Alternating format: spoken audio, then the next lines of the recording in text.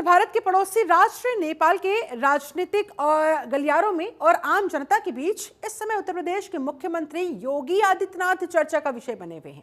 अब आप पूछेंगे क्यों, ऐसा क्या हुआ? दरअसल नेपाली जनता और नेपाल के पूर्व राजा समर्थित राष्ट्रीय प्रजातंत्र पार्टी के कार्यकर्ताओं के हाथ में सीएम योगी का एक पोस्टर सोशल मीडिया पर जमकर वायरल हो रहा है। मां सीता का मायका और भारत के साथ रोटी बेटी का संबंध निभाते आ रहे नेपाल में इस समय जनता सड़कों पर है। नेपाल को हिंदू राष्ट्र बनाने को लेकर बड़े आंदोलन की तरफ ये तमाम लोग बढ़ रहे हैं।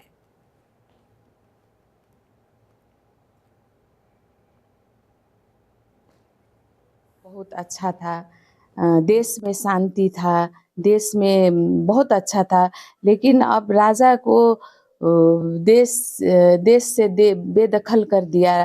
तो तीन नेता आया जो केपी ओली है, प्रचंड है और ये शेर बहादुर है। ये सब ने हम देश को खत्म कर दिया। तो अब राजा आएंगे, राजा आना ही पड़ेगा। अब आएंगे, हम लोग भी राजा के लिए बहुत संघर्ष किए हैं आने के लिए। अब देश बन जाएगा, राजा आएगा तो देश बन जाएगा।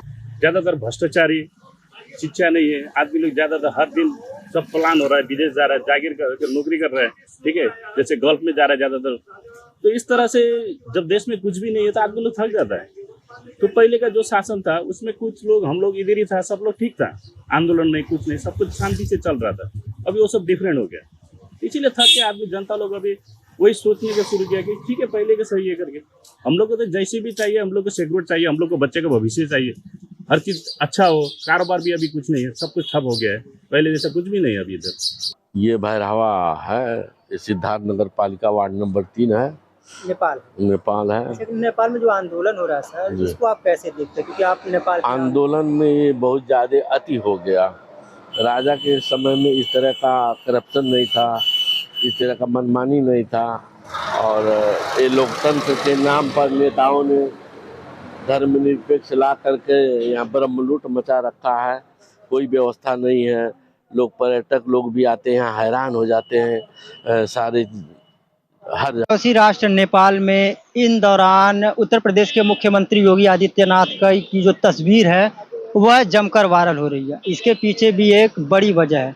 दरअसल आपको बता दें, नेपाल में राष्ट्रीय प्रजातंत्र पार्टी के कार्यकर्ताओं के द्वारा नेपाल को एक बार फिर से हिंदू राष्ट्र बनाने की मांग, वहीं पर एक बार फिर से राजतंत्र बनाने की जो मांग है वह लगातार की जा रही है। बीते कुछ रोज पूर्व ही नेपाल के काठमांडू के त्रिभुवन एयरपोर्ट पर लाखों की संख्या में राष्ट्रीय प्रजातंत्र पार्टी के कार्यकर्ताओं के द्वारा पूर्व राजा के परिवार का जोरदार स्वागत किया गया, उनका अभिनंदन किया गया। और इस अभिनंदन के दौरान कार्यकर्ताओं के हाथ में उत्तर प्रदेश के मुख्यमंत्री योगी आदित्यनाथ का फोटो भी देखने को मिला, जो इस समय सोशल मीडिया पर सुर्खियां बटोर रहा है।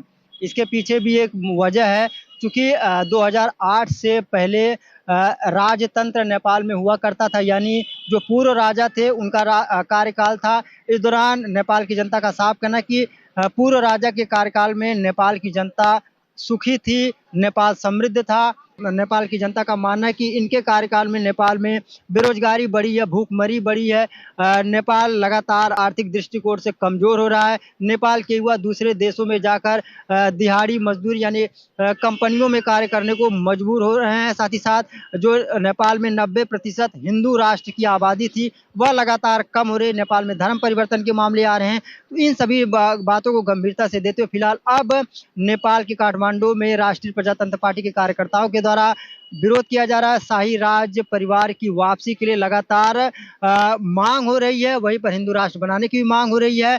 साथ ही साथ आपको बता दें, चूंकि 2027 में चुनाव है, तो इसको देखते हुए एक बार फिर से जो शाही राज का काज है उसको दोबारा वापस लाने की जद्दोजहद फिलहाल साफ तौर पर नेपाल में देखने को मिल रही है। अपने सभी साथ मैं संजय कुमार, जनतंत्र टीवी, महाराजगंज।